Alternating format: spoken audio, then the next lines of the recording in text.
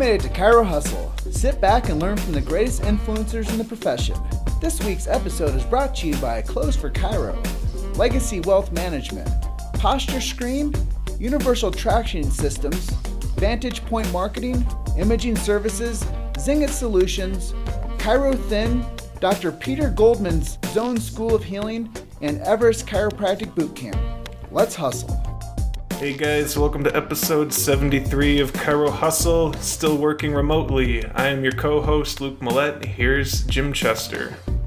Hey everyone, so today we had the opportunity of interviewing Dr. Brian Dooley, and he's a professor out there at Sherman College of Chiropractic in Spartanburg City, South Carolina. If you want to know more about private practice and Sherman College of Chiropractic, stay tuned. What is your chiropractic story, and what influenced you to become a chiropractor? The influence, I suppose, for me was it had appeared in and out of my life for a long time. I didn't go to the chiropractor until I was about 29. But when I first heard about a chiropractor, it was 1984 in the Olympics in Los Angeles. And I was a big sports nut, kind of still am, and so I was watching Olympic coverage, and they were talking about, believe it or not, the bronze nude statues of the male and female athletes out front of the Los Angeles Coliseum. And the male nude, this sounds really bizarre, but the male nude was a guy named Terry Schrader, Dr. Terry Schrader, who happened to be a chiropractor. And so they mentioned it, and then Sports Illustrated ran an article on him, and he had 20 plus chiropractors in his family. And he was an Olympic water polo athlete. So, naturally they picked an athlete that's in pretty good shape. So those water polo guys are in pretty good shape. So that's kind of how I heard about chiropractic, was reading that Sports Illustrated article. So yeah, a naked bronze man statue was kind of how I got into chiropractic. But that being said, so that's when I heard about it. And then a number of times it would just sort of peek into my life a little bit. Some folks from high school went to chiropractic school. When I graduated college, I graduated Clemson University in 1994 with a political science degree.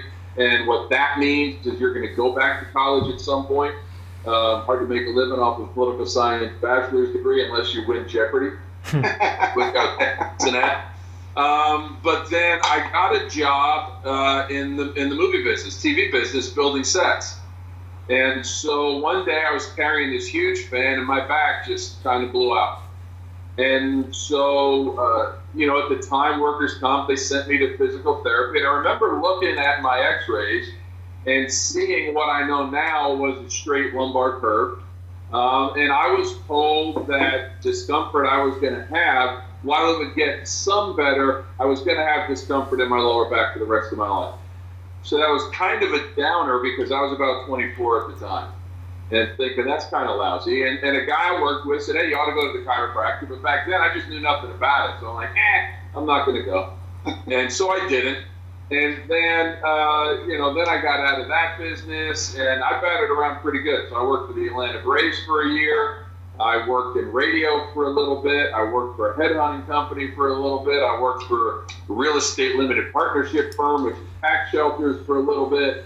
And after a couple of times of failed corporate experiences, I decided I wanted to work for myself. And when I decided that, I was driving home and I drove by a chiropractor's office and I said, well, heck, I can do that. You go to school for 6 or 9 months and then you fix sore necks and stiff backs because that's all it is, right? And so that's exactly what I thought it was. Went home and told my wife this is what I was thinking. And she said, that actually sounds like a really good idea. And at the time, the only chiropractic school I knew of was Life because we lived in Atlanta for a few years. So, Dr. Sid was on the radio or the TV a pretty good bit. So we're thinking, well, maybe we move to Atlanta. Maybe I go to Atlanta, come back on the weekends because I was married, had a kid at the time. So we started thinking about that. But then, of course, late 90s, there's this thing, I don't know if you heard about it, Jim, called the internet. And so that was coming through back then. So I Googled, or I guess Yahoo back then. You didn't Google then, I Yahooed. And so the first search engine result was Palmer in Davenport, Iowa. And I didn't know anything about the history. Why in the world would anybody go to school in Davenport, Iowa? So I totally, said, I'm not doing that. The next one was Life, but then the third one down said Spartanburg, South Carolina. And so living in Pickens, South Carolina, which is an hour away, and of course, I thought, well, and I asked my wife, because she's from Gaffney, South Carolina, which is the next town up from Spartanburg. She had never heard of Sherman. And I said, did you know that there's a school in Spartanburg? So we went on career day. And while my wife was in the parking lot with a very fussy 3-year-old, I was finding my calling for life. So the first chiropractic talk I ever heard was Dr. David Koch, who's now the head of the philosophy department at Life. He was the president of Sherman at the time. And when he started talking about innate intelligence, that's what really hooked me. I said, so this is way more than sore necks and stiff back.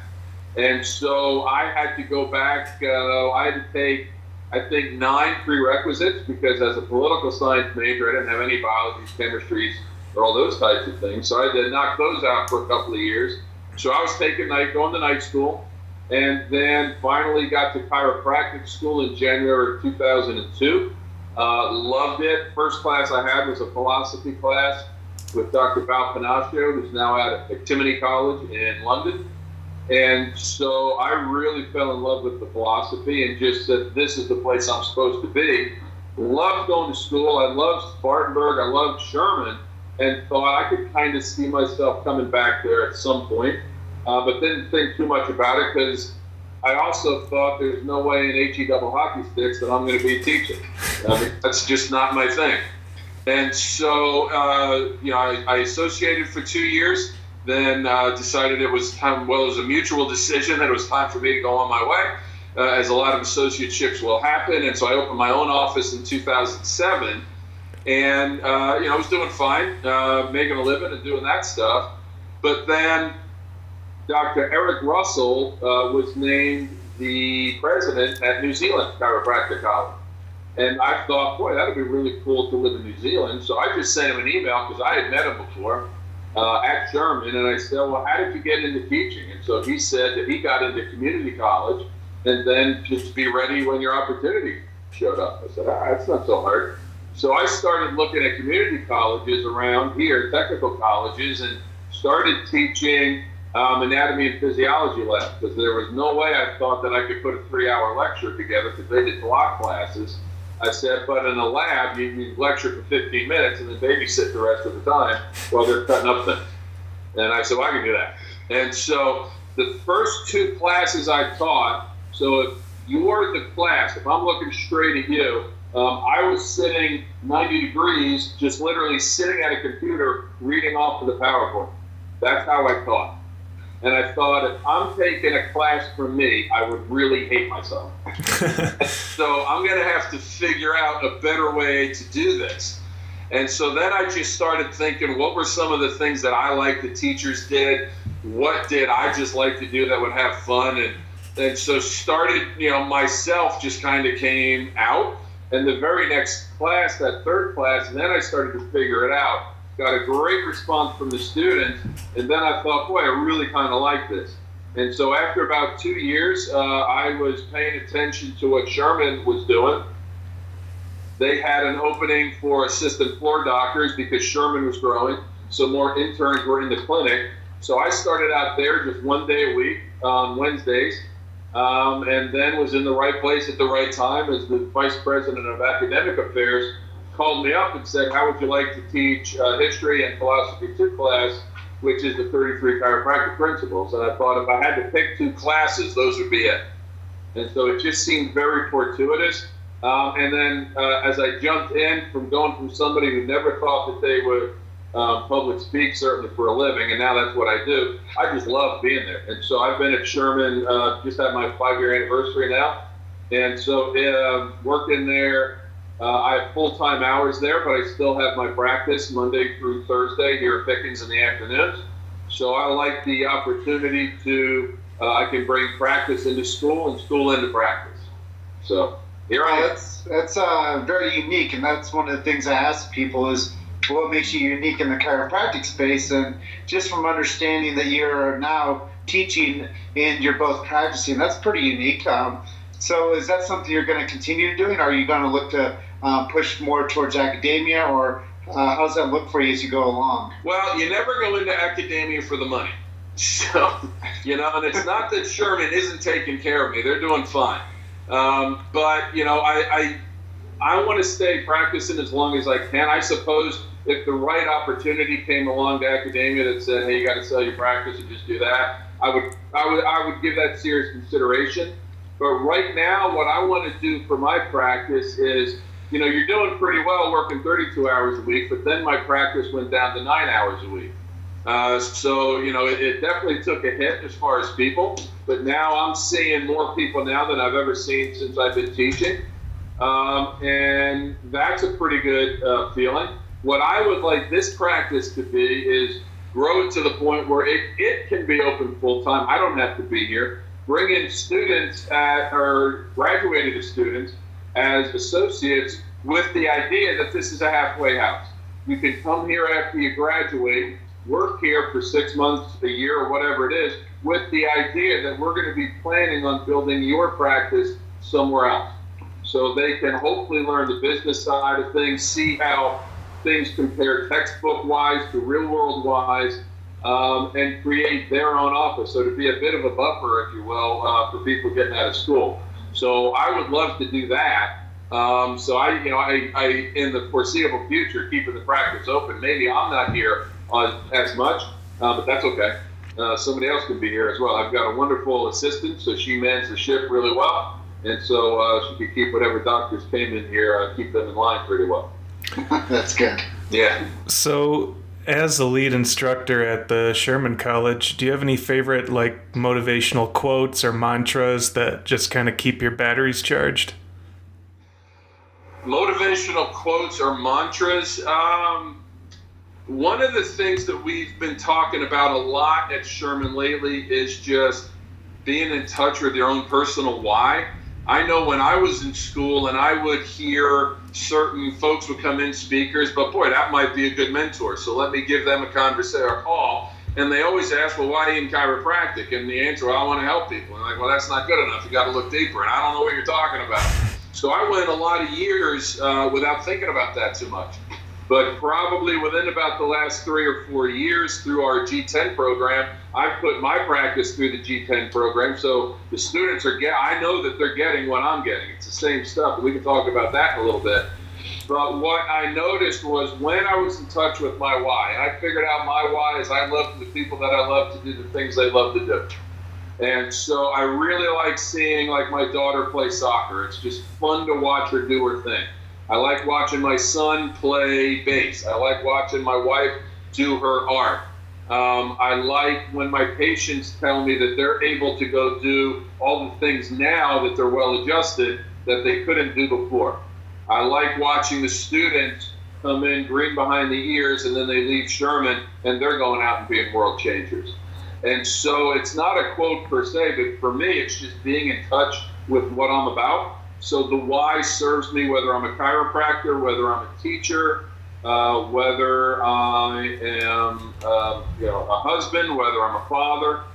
At the end of the day, if there's the quote that I would pick, I think Nike's got the best one on the planet, just do it. And so if there's something you need to do to be successful, just do it. Really quickly, does he play orchestra bass or guitar bass? He plays orchestra. He plays the stand-up bass. Yeah, I used to do that too. No, yeah, it's a piece of furniture. Yeah. So move that around. But that being said, he loves it, and it's kind of cool to see that the kids are doing different things.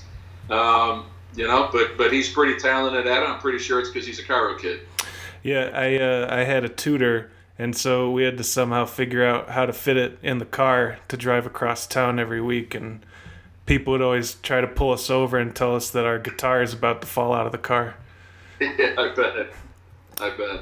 So what would the chiropractic space look like in the future if more students decided to go to Sherman?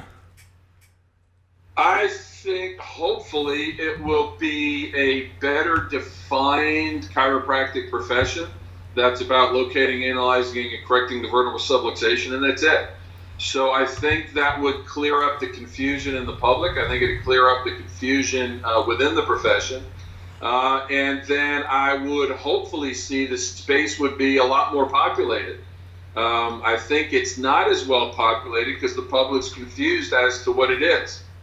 So they're going to typically just come in for a sore neck or a stiff back, come in when they want. But if we were fully defined and said, this is what chiropractic is, and this is what we have to offer you, I think people would be knocking our doors down. So that kind of leads into the next question. How is Sherman creating the chiropractic leaders of the future? Dr. Tom Gilardi started the school in 1973 because he felt the profession was going down more the medipractor path, so adding in other things. And that's not to say that those things are bad. So you might need some physical therapy, you might need some exercise, you might need some nutrition, you might need a massage. That's okay. But he said that the issue was it just wasn't chiropractic. And so he wanted to go back to chiropractic as D.D. Palmer and B.J. Palmer discovered and developed. And I think Sherman's still being pretty true to that mission.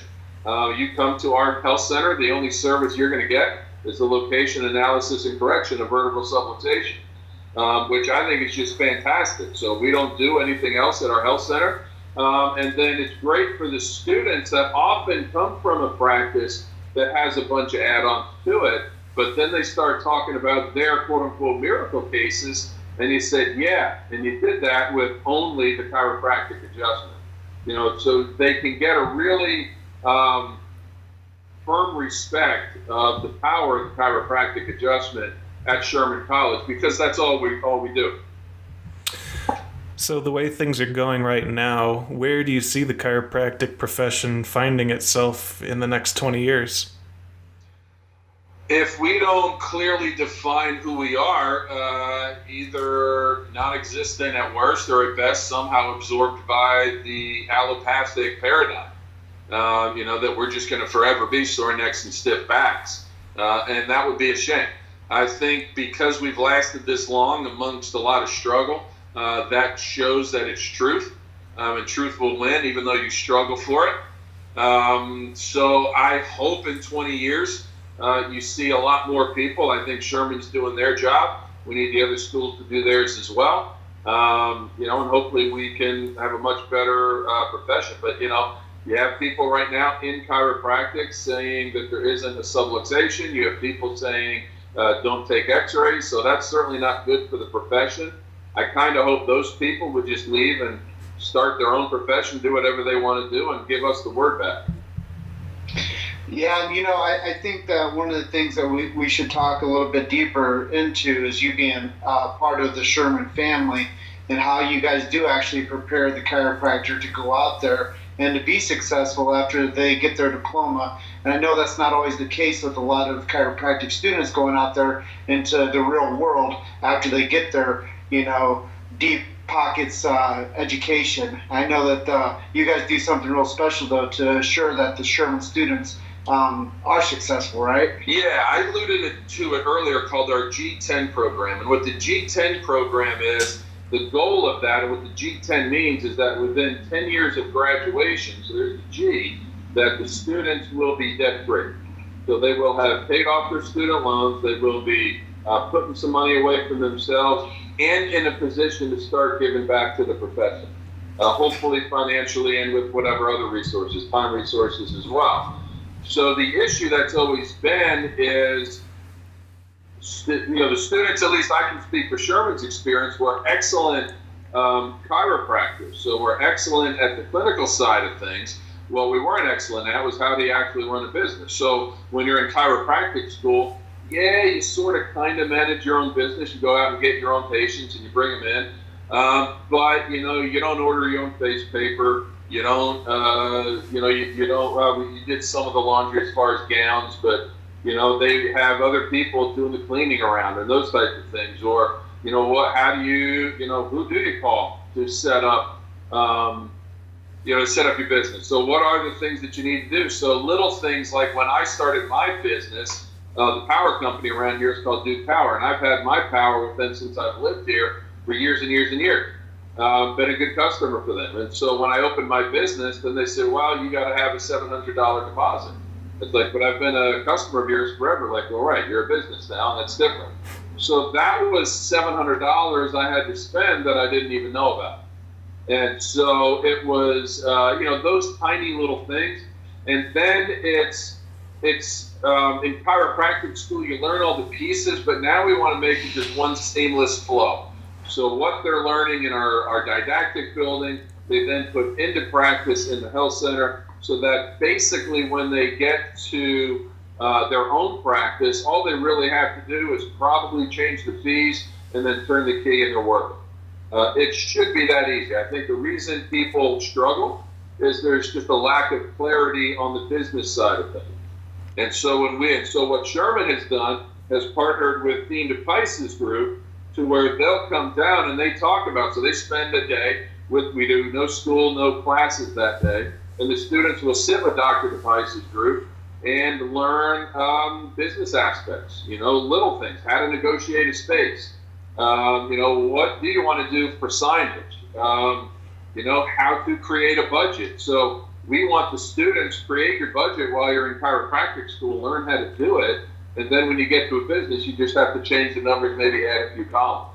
And I know, Jim, you came and spoken at it before, and it was wonderful to have whoever. So we've had lawyers in, we've had bankers in, we've had, other chiropractor offices coming in. And I think what the students are starting to see are the things that we tell them every day in class are what everybody else is doing. There's always that undercurrent from people from the stage that will say, well, come to my program because then you don't learn this stuff in the school. Well, at Sherman, they are learning. And so when we can bring in people from, from the chiropractic world and the non-chiropractic world to say this is the exact same stuff that we're telling. I mean, they want to resist us because it's a highly stressful program that they're in, so they're going to take it out on somebody, and that's us, and that's okay. But as long as we can have it reinforced with other good people to say, these are some things that you can do, and hopefully to get them, they should be thinking about opening their practice as soon as they get to school, if not before. What we tend to do is wait, okay, now I've graduated, now what am I going to do? And there's not that having a business, inherently it's hard, there's just a lot of pieces you have to get working. And so make sure that they're working in coordination with each other. So that's the hard part, is being on top of that. And it's just a bunch of little pieces that you have to get going. And the G10 program is about, all right, how can we best organize those pieces so when the student leaves, there's a bunch of clarity and certainty. And instead of complaining that we didn't teach them anything, they're out there taking care of a whole lot of stuff. You've made it to Chiro Hustle. Sit back and learn from the greatest influencers in the profession. This week's episode is brought to you by Clothes for Chiro, Legacy Wealth Management, Posture Scream, Universal Traction Systems, Vantage Point Marketing, Imaging Services, Zingit Solutions, Chiro Thin, Dr. Peter Goldman's Zone School of Healing, and Everest Chiropractic Bootcamp. Let's hustle. And a follow-up to that is, how long has that program been going on? And was that something that Dr. Cordero and Cohen implemented? Yes, so that came under them. It's been going on for about 4 years now. And so it's evolved a bit. What we've also decided that we saw there was a need. Originally, there was a curriculum a quarter-by-quarter curriculum in the G10 program. So you would basically sit with your quarter and get about 6 or 7 hours of pointed curriculum content. Now, what we've started doing is the students will choose from they'll pick 5 or 6 from about 30 workshops. So we spend the same about 6 hours, so they'll pick their own workshop to go. But we've added the G10 program to the curriculum. So they're starting to get business principles in quarter 1. And there's a G10 class for every quarter while they're at Sherman. So they'll learn everything from going way back to what's your why, and learn how to storyboard, for instance. So learn how to put a board up where you just start putting some ideas. The non-virtual Pinterest board, the old cork board, and put things up and start imagining. Vision is where their success is going to come from first. And so, but when it's in your head, it's all stuck there. So put it out on the board so you can see it. You can start manifesting that vision. So we start doing that from quarter one. Man, I think that's so cool. I may be a young guy, but if my school had a G10 program, my loans would be paid off by now. I know the feeling. I'm still paying off mine. It's essential that the students get that stuff. And what's essential is it's not just the nuts and bolts, right? I mean, a nut and bolt can be used wrongly. Unless you go with purpose, what's the point? And so that's where they really work on the students developing their why. And you can really see the students grow. Because I ask them to state their why in second quarter and then to restate it in another class I have them in eighth quarter. And the beauty of that is just to see how the students grow. And the fact that they're going to be in touch with why they're on this planet, that alone is going to make them make their success road a little better paved than mine was when I got out. Yeah, listening to what you and Luke both shared about how Sherman's positioned themselves to help the future chiropractor with the business angle of success, and then hearing from Luke, if he would have had that system in place, he'd be debt free right now with student loans. Same for me. That's a part where we go through and get a degree, and nowhere in that degree process does somebody say, I'm going to make you a better business person because you're more smart now. Right. But I think that the chiropractic schools are starting to realize that they have to take some responsibility on if they're going to go out there and have students graduate with such a high mass debt. They have to be at least a little bit more cognizant to know that this is something that we have to take serious. Otherwise, chiropractic might not survive. So we have to do everything necessary in order to assure that the chiropractor will go out there and be successful. Oh, absolutely. And chiropractors, unfortunately, we've become a bit notorious for eating our own young, and we shouldn't. And so we should have mechanisms in place where they can learn how to run a business. Because I know a lot of, students will come in, well, gosh, my chiropractor only works 3 days a week. Well, he may check and adjust 3 days a week, but he's doing a lot of work on those other days of keeping those doors open. So going out and doing the marketing, entering the paperwork, whatever it is, there's a bunch of work that goes on outside adjusting hours. But I think, when you're in school, that's all you think about, are the adjusting hours that you're there. You're not doing anything else. So how do you hire and fire staff? That's a hard thing to do because, one of the reasons that hurt me initially was I hired the wrong person. Nice person. I liked the person, but I didn't know how to put somebody in place to do the tasks I needed them to do. And so long story short, I put this person in a position to fail because what I needed to do really didn't match her personality. And so we're teaching the students how to do that. So how to go through a DISC assessment. So are you a driver, an inspirational, a steady, or a calculator? And if you know who you are and you know what this person coming in is, then one, I know if I can communicate with them. Two, I know if they're able to do the job that I need them to do. And if not, it makes it real easy for me to say, hey, I'm sorry, you're a really nice person, but this isn't the job for you. Versus, boy, I think that's a really nice person, let me hire him, in about 2 or 3 years I got to fire him so I get tired of him. So those are things that we're able to start teaching the students how to do, just things like that, and being able to just weave that thread through all the classes they're getting so that it's in a cohesive order so they just know how to run something. Just for my own curiosity, you don't have to name any names if you don't want to, but is this kind of success program exclusive to Sherman, or is this something that other schools are implementing also? That I'm not really sure. Everybody's probably got some sort of business, but that may be, Sherman had a business classes before, but the way that this is working, I think it's making us much stronger. I know that the group we're working with Dr. Pice, he's only doing it with us, as far as I know. I don't know if he would be open to doing it elsewhere. That would be his business. But as of right now, I think we're the only ones doing it. So let's talk about marketing for a little bit. What are some of your favorite marketing strategies that you couldn't do without? Because of the fact that I do teach, so my hours are really, really limited. A Facebook Live I love. Being able, you can do that anywhere. So wherever I am, you develop your shtick of how you might want to do it. One of the things I recently started thinking about was I wanted to be the person in Pickens where I live that takes care of people, but not just the people in my office, but the community on a whole. So we've implemented one that we really like where we have a business of the month. So they don't necessarily have to be a patient here. But then I'll take my iPad and I'll do a Facebook Live with those people and just say, hey, this is Dr. Brian Dooley, and Jim Chester's won Business of the Month. So tell me about your business. So it's an opportunity, and that worked so well. It was a 15-minute video with two ladies at a spa next door because they decided I would pick them.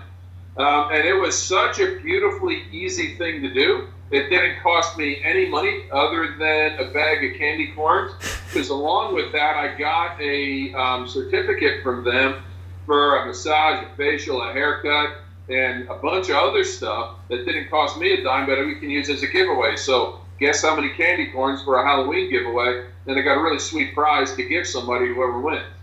But those ladies just loved it.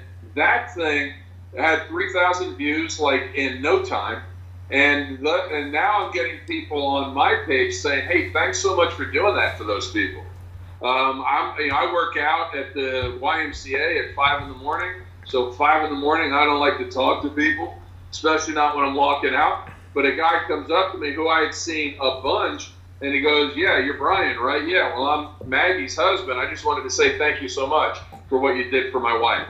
And so the important thing for that is just building community awareness. So for me, I think Facebook Lives work fantastically well. Having something like MailChimp where you can mail stuff out really easy works just super well. And that's, so those are probably the big ones that I'm using right now as far as getting the word out. Awesome. So if you had one piece of advice for a chiropractic student or an entrepreneur, what do you think it would be? Plan. And start planning now. What is your Cadillac vision? Not just, let me just do what I can to get open, but what's your Cadillac vision? With any journey that you're going on, you want to know a destination and you want to know the road to get there. So you don't have to have the Cadillac office when you get out of school, if money's an issue, which it normally is, but at least you know where you're going. All right, I could start here and then I can move forward. And so that's where something like a vision board works really well, where you can start mapping out how you want to get to where you go. And start right now. And then as far as the entrepreneur one, you're going to work a lot, and that's okay. So enjoy what you're doing. You're going to work on the weekends. You're going to work after the office closes. You may work before the office opens. You're going to work on your lunch hours. But if you like what you're doing and you're serving that why, then I'm okay with that. It's what I like to do. What is a weekend? Yeah, exactly right. I understand it's something that some people have.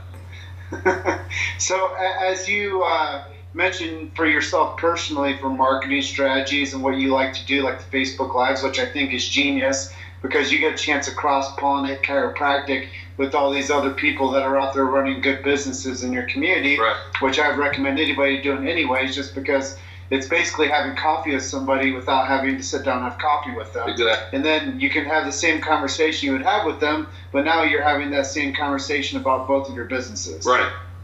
Yeah, and it's so easy to do. And talking about that, what is Sherman doing specifically in the media to get their name out there, whether it's traditional or social? I think it's, social media wise, Sherman does have its Facebook page. We certainly have a website. I don't know if it actually has a Twitter page. I would imagine it does.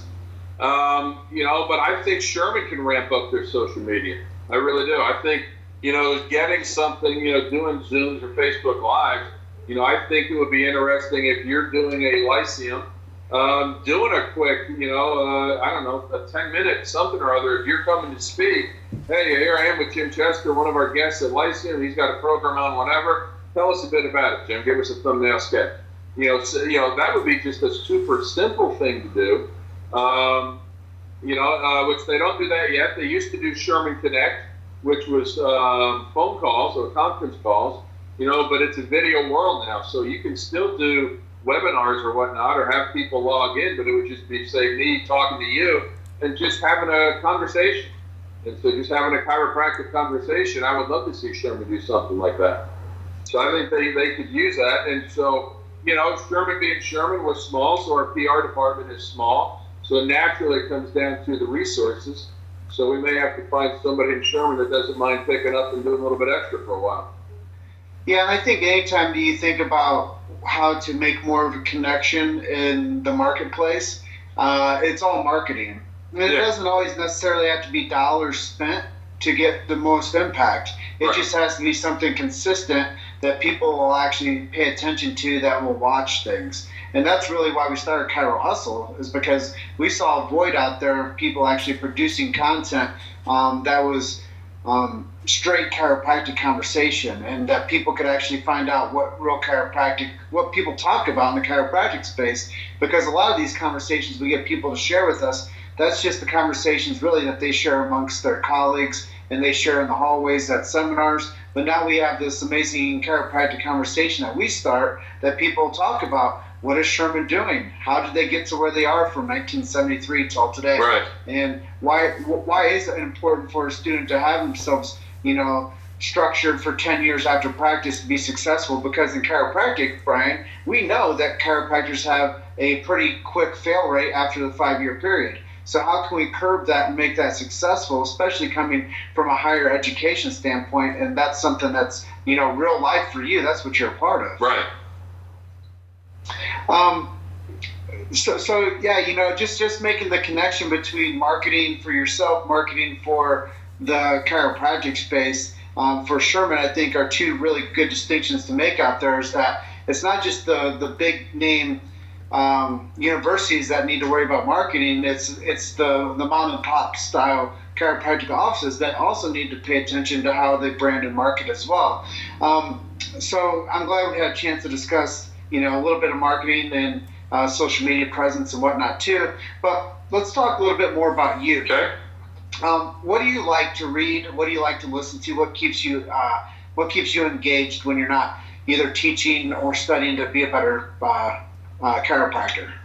If I'm reading, I'm probably reading, I try, the green books are hard to read at times. So, but I like to just, go in there, read a bit, and then go out and do some other stuff. With the G10 stuff, I'm probably reading a lot of business type books. So I'm reading right now Principles by Ray Dalio, and he's the guy that was running, Breakwater, I think, which is the most highest performing hedge fund. And so he's, it's interesting to read how successful people have become successful and see how they've done it and just do what they did. So this book is his life and business principles, and they're really, a lot of it's pretty common sense, but the fact that it's in one place and I can look it up, I like how he laid it out. So I'm probably reading a business book, I'm reading some chiropractic stuff. Podcasts are great. I live an hour from Sherman, so I can pop in, I listen to Sean Dill or listen to your stuff, and it's easy just to zip in and put it on. I will admit, probably in the afternoon, I'm playing a little classic rock and roll to kind of blow off the school day so I can get ready to practice. So I might listen to some Led Zeppelin or whatnot. But that's probably what I'm listening to right now. I really enjoy going to events on the weekends. So hanging out, I like going to the live stuff. So I'll go to do beginnings in New Jersey, or I'll go to Mile High or the Berkshires. Because I like hanging out with my friends, and my friends are in chiropractic. And so I like being in a job where I don't vacate it on the weekends.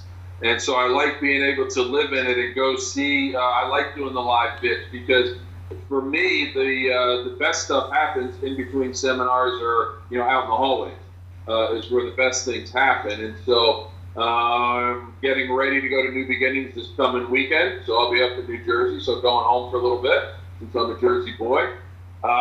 Doing some Game to Pies events. Doing clothes for Chiro. So I just try to get around and see who I can see and see what I can learn.